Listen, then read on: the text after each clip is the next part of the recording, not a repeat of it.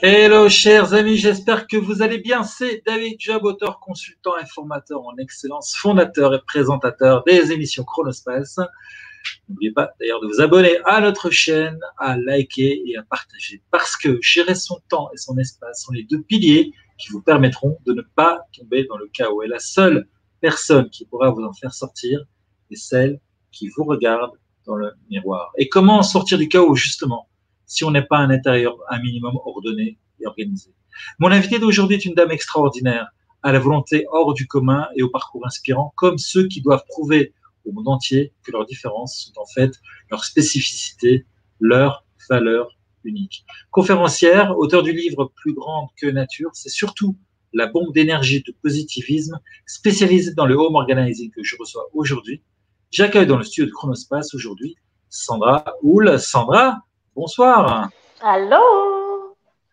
Bonsoir ou bonjour d'ailleurs, parce que tu viens du pays où il fait froid et donc il y a à peu près 6 à 7 heures de moins qu'ici. Oui, c'est ça, du Québec, où il y a neigé, d'ailleurs, hier. Waouh, alors, ok, bon, bah voilà, C'est beau, beau, c'est beau. beau, ouais, c'est vrai que c'est vrai que la neige, c'est joli. C'est froid aussi, bon, Oui, mais on s'habitue, on est habitué. voilà. Alors, on va pas parler de la pluie du beau temps. Les gens qui nous regardent n'attendent pas qu'on parle de la pluie du beau temps. On est là pour parler d'un sujet bien particulier. On va commencer par parler de toi, mais alors tu sais bien que dans Chronospace, on ne se présente pas de la façon classique, on se présente sur le modèle des parfums La Darling. question Darling. Alors, j'ai toujours très peur avec cette question parce que je ne sais jamais si la culture occidentale est la même que la culture aux États-Unis et au Canada. Est-ce qu'on a connu les parfums Darling au Canada? Je ne sais pas. Sandra, est-ce que ça dit quelque chose? Moi, ça ne me dit absolument rien. Ouais. Voilà, donc il faudrait que je l'explique un jour quand même. Donc Mais les je ne parfums. suis pas une fan de parfum, alors peut-être que d'autres Québécoises pourraient connaître, mais Voilà. moi non. Alors je résume, hein, Darling, c'était des parfums et pour la pub, c'était un mec qui disait ah alors le matin c'est et puis après c'est et donc il disait le slogan c'était Darling, ce sont les hommes qui en parlent le mieux. Voilà, c'est un parfum pour femmes et donc voilà, donc j'ai repris ça pour dire bah voilà, Sandra Houle, ce sont les autres qui en parlent le mieux. Sandra, que dirait-il de toi pour te présenter? Ah ben, je crois que tu l'as bien dit tout à l'heure, une petite bombe d'énergie. C'est sûr que pour les gens qui ne me voient pas, déjà à la base, je suis une personne de petite taille et puis je ne suis pas une personne qui se laisse impressionner. Je dirais comme ça. Au Québec, c'est une expression du on se laisse pas marcher sur les pieds. En fait, je suis une femme de caractère, une femme qui sait, qui est droite, qui sait où ce qu'elle s'en va dans la vie. Je, je, je manque, on dit de moi que je suis une fille qui manque un petit peu de douceur parce que je suis une fille qui a un fort caractère, mais aussi une grande force de caractère. Très différent, les deux. Alors, générosité, empathique, c'est ce qui ressort beaucoup. Très fonceuse, déterminée. Déterminée, ça, c'est ce qui ressort le plus, plus, plus. Voilà, alors on va être déterminés à passer ensemble cette interview, effectivement, et je le confirme. Alors, La la question pour les question nuls. pour les nuls. Sandra, je te confie la rédaction du tome, le Home Organizing pour les nuls. Qu'est-ce que tu écrirais? Et premièrement, j'écrirais quelque chose de très simple parce que pour moi, aux yeux des autres, parfois l'organizing, comme que tu dis, et que nous, au Québec, on dit le désencombrement. Il y a des gens qui voient ça très lourd et très compliqué, alors que moi, j'écrirais un petit, comment on appelle ça, un petit aide-mémoire de façon très simple où est-ce que j'expliquerais toutes les pièces, qu'est-ce qu'il y a à faire dans chaque pièce de la maison, par où commencer ou c'est un peu comme ça serait pas trop un livre très épais et très difficile à lire. Probablement encourageant et qui donne le goût de commencer à faire le désencombrement. Ok, alors on attend ce livre avec impatience, mais en attendant la question qui remet tout en La question. question qui remet tout en question. La Il y en a question qui déjà remet. plein hein, de livres. Il y a déjà plein de livres Ouais, déjà sur le sujet. Hein. Il y en a des plus fun que d'autres. ouais mais il n'y a pas encore su de Sandra. Non, il n'y a pas encore le livre plus grand que nature. Non. Voilà, spécial des encombrements. Alors, Mhm. donc, la question qui remet tout en question. Et si moi, j'ai pas envie de ranger ma maison, si je perds du temps à retrouver mes affaires et je perds mes clés tous les matins, c'est mon problème, non? Et puis après tout, il y aura bien quelqu'un qui rangera après moi, non? Ça, je dirais que c'est la formule de l'adolescent. Alors, que les parents vont passer après. Ben écoute, moi, je dis que quand tu es prêt à faire du désencombrement, tu le fais. Si tu n'as pas envie de le faire parce que toi, tu es bien là-dedans, là, c'est bien, c'est très, c'est correct aussi. Tu sais, je veux dire, ça nous appartient chacun d'être bien dans qu'est-ce qu'on vit dans notre environnement.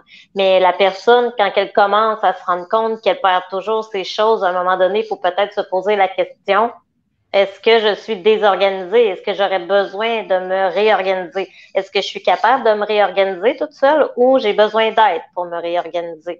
Comment on fait ça? Alors, moi, je pense que les gens qui sont prêts à faire du désencombrement et à se réorganiser, ben, il y a moyen de le faire de façon efficace et simplement. Alors, est-ce que lorsque justement on parle de home organizing, on est obligé de penser à KonMari? Pas nécessairement. C'est certain qu'elle, c'est une icône du désencombrement. Il y a des choses que je fais de KonMari que je trouve intéressantes. Plier des vêtements, tout ça. Mais moi, j'y vais plus avec mon feeling. Moi, j'y vais plus avec un peu comme j'ai envie de commencer. Parce que quand on commence par quelque chose qui ne nous tente pas et que c'est lourd, euh, c'est moins amusant, je dirais. Mais si on commence par quelque chose qui nous motive un petit peu plus, ben là, je trouve que ça débute bien le processus. Mais on n'est pas obligé de faire du KonMari. Moi, je suis une fille qui utilise beaucoup les bacs en plastique, là, les petites boîtes de plastique. Là. Et je vais faire beaucoup de rangements avec ça dans les garde-robes et tout ça. Mais je suis celle qui est très minimaliste aussi. Alors, pas rien de pas nécessaire dans la maison. Ça, on aura l'occasion de discuter justement. C'est un des sujets dont on va parler tout à l'heure. Qu'est-ce que tu nous dis un petit peu, c'est que KonMari, elle est plus technique et toi, tu es plus énergétique, un petit peu ça, comme ça, ce que tu veux nous dire comme Mais je message? pense qu'elle est énergétique, elle aussi. Là. Quand j'ai écouté la télésérie, puis elle fait un petit truc là, d'énergie au début, puis tout ça, moi, je vais regarder les besoins des gens, puis je vais souvent y aller pièce par pièce. C'est comme ça que je fonctionne parce que moi, quand la pièce est finie, on ferme la porte, on passe à un autre appel, on passe à une autre pièce. Et ma pièce préférée, c'est la chambre à coucher et les vêtements. C'est quelque chose, ça va être vraiment ma spécialité, là, refaire des garde-robes. On enlève, on donne les vêtements qu'on n'utilise plus, qui sont usés, qui sont trop petits, trop grands, dans l'espérance de maigrir, ou tu sais, la mode change et puis à un moment donné, ben, on fait de l'espace dans le garde-robe et on n'en rentre pas si on n'en sort pas. C'est ça. Une chose qui rentre, c'est une chose qui Ben rentre, oui, donc une chose sort. ben moi je suis comme ça. Souvent, c'est comme ça. Quand j'achète des nouveaux vêtements, je refais une vue de tous mes vêtements. Ah, ça c'est vrai. Ça, je l'ai pas remis. Puis ça non plus. Fait que ça, je le sors, je le sors. Mais moi, je vends tout le monde connaît Marketplace sur Facebook. Ouais, Vous avez ça aussi en France? ouais, ouais. Alors, je vends des vêtements sur Marketplace à petit prix à des mamans qui ont des enfants, étant donné que je porte des vêtements pour enfants.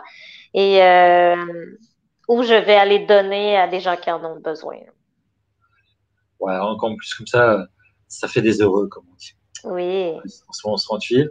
Moi, qu'est-ce que tu as comme réaction en général quand tu as les gens face à toi qui es en train de leur dire ça, tu enlèves ça, tu dégages, ça, tu vas pas l'utiliser parce que tu es impudent. Tu rentres pas en conflit parfois avec les personnes, c'est pas un peu difficile. Non, ce qui est le plus difficile, par exemple, c'est quand les gens sont attachés à un morceau de vêtement, leur faire comprendre qu'à un moment donné, c'est juste du matériel. Puis s'ils veulent pas se débarrasser du morceau, ben on fait juste le mettre de côté dans une housse, tu sais, un emballage d'un Ouais. range-vêtements. On le met de côté, puis peut-être que la personne va vouloir s'en débarrasser un petit peu plus tard. Des fois, tu sais, ça peut être le vêtement d'une sœur qui est décédée, tu sais, ça m'est déjà arrivé. Puis j'ai fait le garde-robe d'une personne, puis elle avait plein de vêtements de sa sœur décédée, mais elle les mettait pas, mais elle n'était pas capable de s'en débarrasser. Et là, finalement, tu sais, on a fait un petit processus, puis là, on s'est dit, bon, ben, la personne est décédée, c'est du matériel, fait qu'elle a gardé seulement qu'un morceau, puis tous les autres morceaux, elle a donné au suivant. Donc, ben, ça, j'étais fière d'elle, parce qu'à un moment donné, on vient embourber, on vient qu'il y en a trop dans le walk-in. Puis, on ne sait plus quoi mettre le matin. On ne sait plus quoi vêtir parce qu'on en a trop. C'est ça. Donc, à un moment donné, on n'en peut plus. Et, bon, ce passage est difficile. On aura peut-être l'occasion d'en parler aussi de ce côté un peu plus psychologique. Alors, on a tous en tête ce slogan d'une entreprise célèbre de meubles suédois, vivre sur 50 mètres carrés. Qu'est-ce que tu penses de la fonctionnalité des meubles et des conseils d'organisation d'IKEA? Ben, j'ai absolument rien contre IKEA. D'ailleurs, ils font des belles cuisines et à moindre coût. Et c'est bien pour le rangement de la cuisine. Je ne suis pas une... Ben, j'adore aller chez IKEA. On en a au Québec et au Canada. Mais il y a beaucoup trop de gens. Il y a beaucoup trop de gens. Alors, Fait toi, non seulement tu désencombres les habits, mais aussi si tu pouvais désencombrer les personnes des magasins, si j'ai bien compris. Ah, ben, en tout cas, il faut y aller dans les heures où est-ce qu'il y a moins de gens parce que, ouf, c'est quelque chose. Moi, c'est là où est-ce que j'ai pas la patience. Et Ikea, faut que tu te serves toute seule. C'est un petit peu plus ça, mais j'adore, je veux dire, j'adore Ikea, là, le concept et ce qu'ils font en général, là, vraiment, là, tu sais, c'est abordable et ils ont beaucoup de bonnes idées.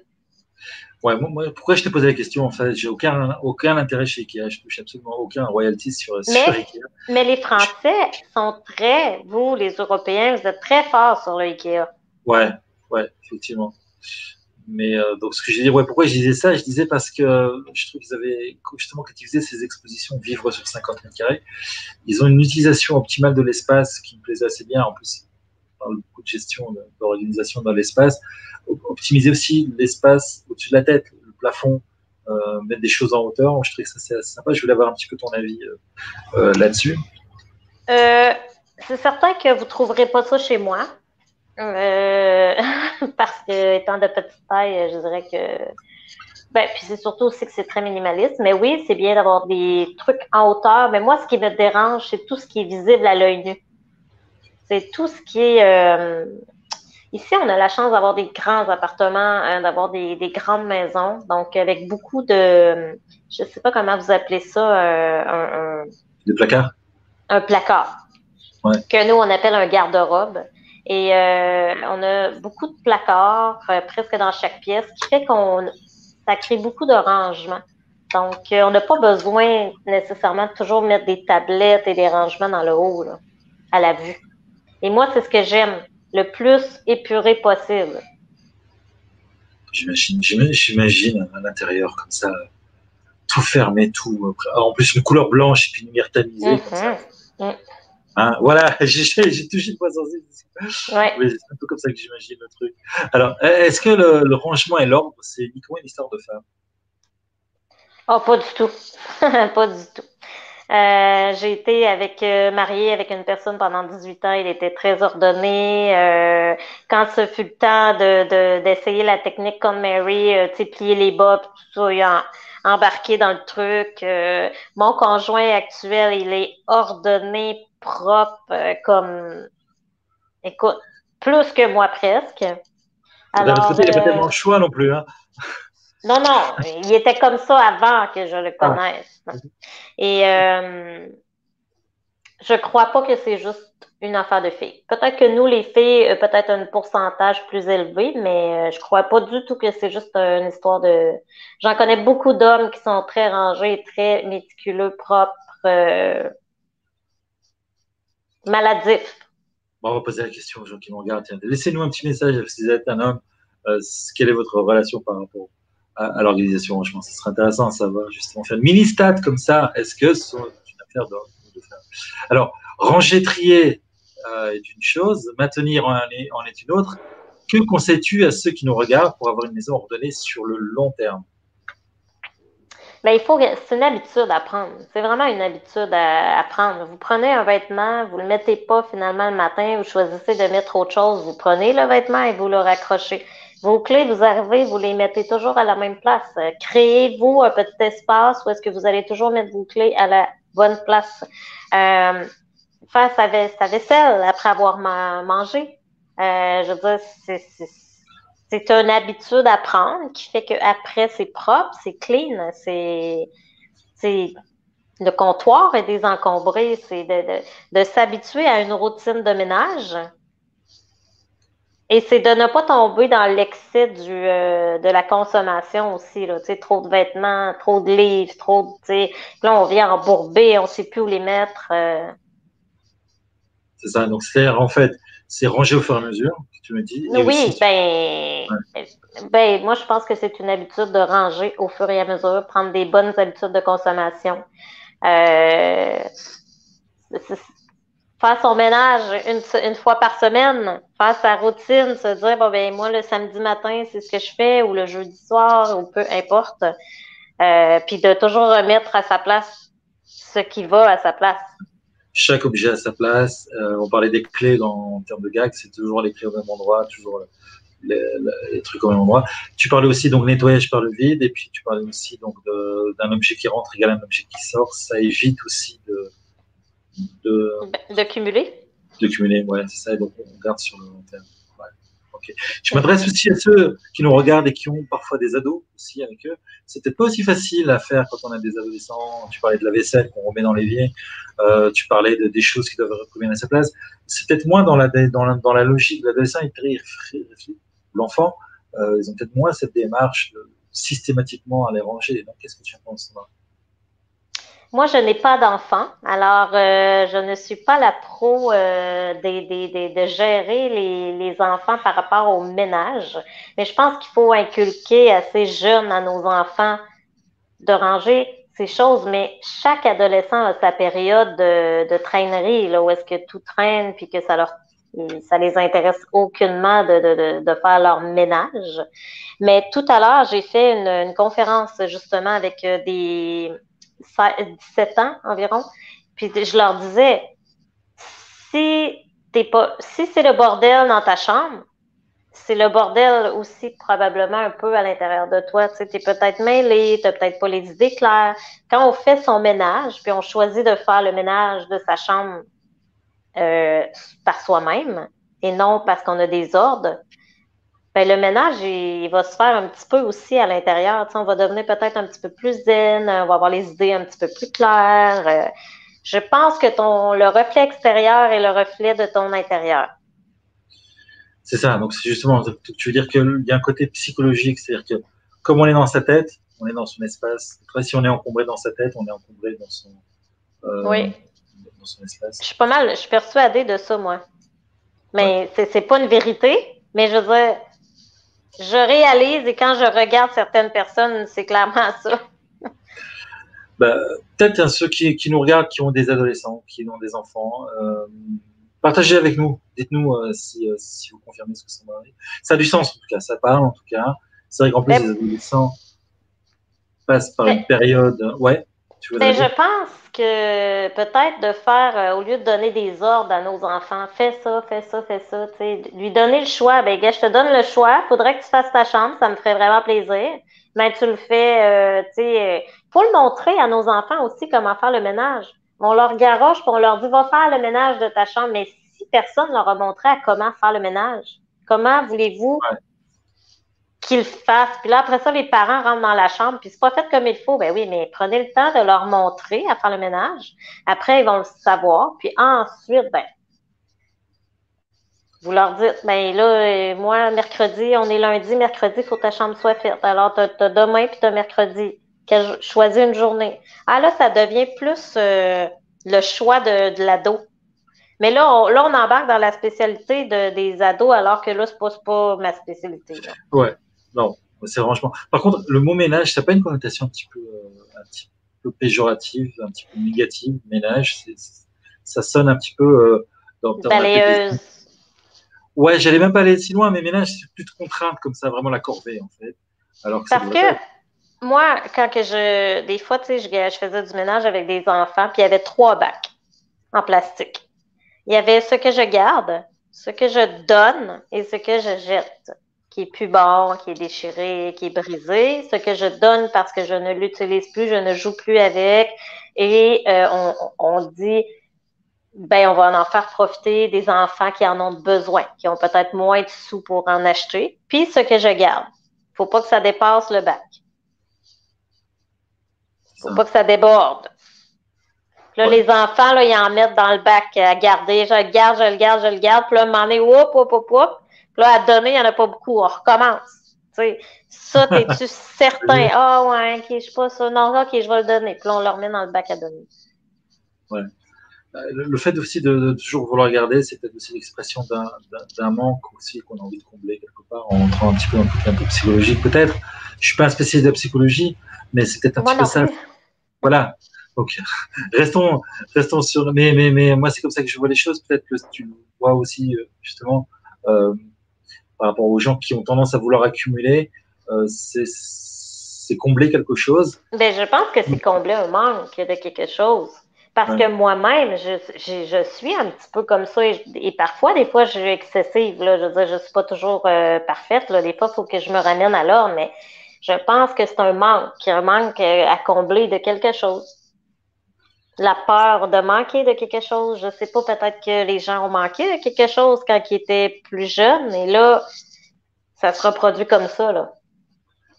Ouais, alors, ce serait intéressant de savoir, en fait, si par ce travail justement de rangement, il n'y a pas aussi ce côté réparation, et ce serait une solution qui fait d'une pierre deux coups, comme ça, on désencombre son extérieur et en même temps en désencombrant son intérieur. Que tu disais tout à l'heure. Alors, coach en organisation de la maison, avec ta super énergie et ta bonne humeur, est-ce que cela ressemble un petit peu à ça?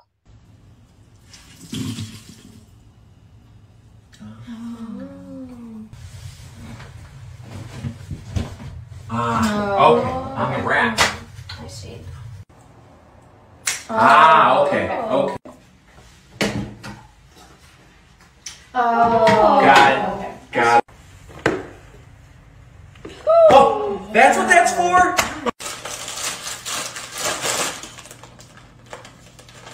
Oh, alright, okay. Oh, turn it off when you're done. Okay. Oh, okay. In the basket. Huh. Oh, wow. Interesting.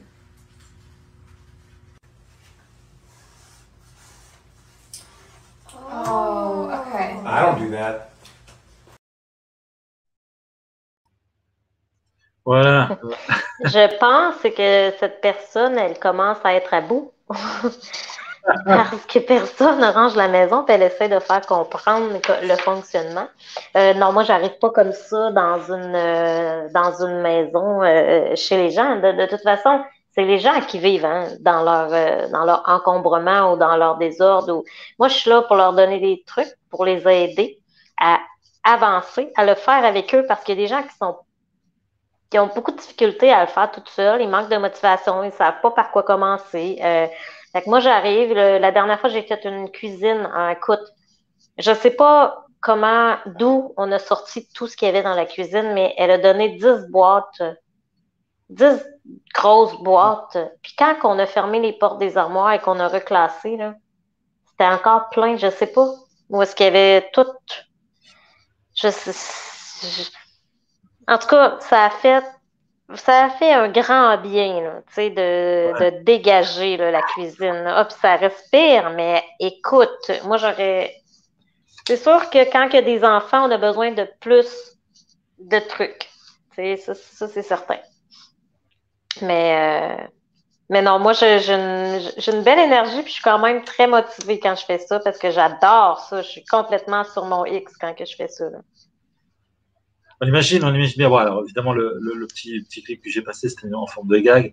C'était surtout aussi pour inciter que parfois des petits gestes simples c'est parfois aussi de faire, ça permet aussi d'avoir une maison un petit peu organisée, rangée. Alors, la super-héroïne du rangement. La question super-héros.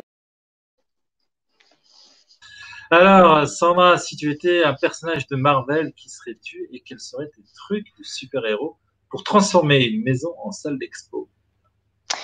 Ben, en fait, je ne suis pas je suis pas une grande fanatique de films de super-héros, à vrai dire, mais si j'avais à me décrire, moi, j'irais avec Wonder Woman. Parce qu'elle, sa mission, c'est je lisais là-dessus, puis ça disait que sa mission, c'est de propager les idéaux de paix et d'harmonie. Alors, je dirais que ma mission dans la vie, c'est beaucoup d'aider les gens à se retrouver pour devenir enfin ce qu'ils ont envie d'être. Puis je le fais par le biais des conférences, par le biais du désencombrement, du relooking de la personne, qui fait que la personne devient son idéal, puis elle retrouve un peu la paix, intérieure. Donc voilà, je suis Wonder Woman. Wow, c'est un beau message que tu me donnes. Ouais. Yeah, Wonder Woman. Est-ce que tu as un cadeau Le cadeau. pour les gens qui nous regardent, Sandra? Qu'est-ce que tu veux dire si j'ai un cadeau? Quelque chose que tu offres à une personne, un truc, un cadeau de conseil ou des choses comme ça. Est-ce que tu as quelque chose? Ben, en fait, le cadeau que je peux vous offrir, c'est vraiment de vous dire, de vous choisir dans la vie. Je peux pas vous offrir, je suis au Québec, je vous offrirais bien une consultation, je vous offrirais bien un livre que j'ai écrit, mais en même temps, on est quand même outre-mer, là. Et vous pouvez aller visiter ma page sur Facebook qui est Plus grande que nature. Il y a plein de trucs et conseils. Il y a plein de développement personnel aussi. Puis, prenez le temps de réfléchir et de vous choisir dans la vie. Ça, c'est le cadeau que je me suis fait. Puis, c'est le cadeau que j'ai envie de vous dire aujourd'hui parce que se choisir dans la vie, c'est super important. Puis, c'est ce qui fait qu'on est heureux finalement. C'est le message que tu voudrais laisser là sur la dernière minute qui nous reste. Oui, moi, je vous dirais de vous choisir, de vivre votre vie plus grande que nature, faire des choix en concordance avec nos valeurs et faire des choix avec quelque chose qui est en accord avec nous et non pour faire toujours plaisir aux autres. Wow. C'est un beau message, en tout cas, Sandra, que tu nous laisses là. Merci beaucoup, en tout cas, d'avoir été avec nous, Sandra. Merci à toi. Pour l'organising. Plein de bons conseils, en tout cas, que tu nous as livrés là. Donc, pour en savoir un petit peu plus, donc, ce que tu nous offres, eh bien, c'est tes conseils en plus pour aller sur ta page Facebook. Oui, et puis vous pouvez aller sur mon site internet qui est plusgrandequenature.com. Il y a un e-book sur les actions à utiliser dans son quotidien pour une vie meilleure. Eh ben voilà, c'est bien aussi ça. Parce que comme on l'a vu, désencombrer sa tête, c'est désencombrer son espace et vice-versa. Un grand merci, Sandra, d'avoir été avec nous pour nous éclairer et pour nous aérer notre maison. Bye bye. Au revoir à tous. Aussi. Bye bye. Voilà, merci à tous d'avoir été avec nous. N'hésitez pas à partager, à liker. Dites-nous ce que vous avez pensé, comment ça se passe chez vous. Est-ce que si votre intérieur il est le reflet de votre extérieur. Et voilà, dites-nous ce que vous en pensez. Donc, cette émission s'inscrit dans la série de ces émissions sur, justement, l'aménagement de l'espace. Je vous souhaite de passer une excellente soirée, vous, après-midi, d'où que vous nous regardez. On se retrouve bientôt pour un prochain interview Chronospace. Bye bye. Merci à tous d'avoir été avec nous.